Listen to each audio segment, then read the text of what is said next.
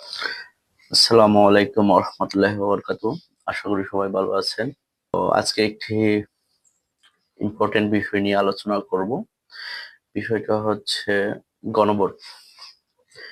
উম আমরা অনেকেই অনেককে দেখছি গণভোটের পক্ষে এবং বিপক্ষে অবস্থান নিতে। তো এই ক্ষেত্রে আমার একটি প্রশ্ন হচ্ছে, গণভোটের পক্ষের অবস্থানকারী কারা এবং বিপক্ষের অবস্থানকারী কারা? আহ যারা জুলাই যোদ্ধা, জুলাইকে ধারণ করে আগামীর বাংলাদেশ বিনির্মাণ করতে চায়, তারা অবশ্যই গণভোটের পক্ষে থাকবে।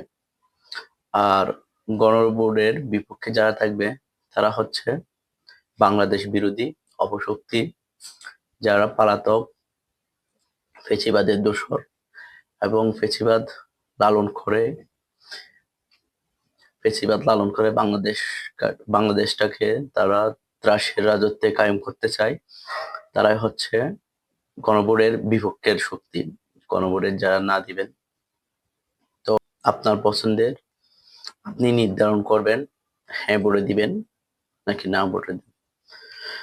তো আশা করি আমরা সবাই আগামী দেশ বিনির্মাণে ঐক্যজোট থাকবো। গণভোটের গণভোটের ক্ষেত্রে আমরা হ্যাঁ বলবো। আপনার পছন্দের লোককে আপনি ভোট দিবেন স্বতঃস্ফূর্ত ভাবে, সুন্দরভাবে।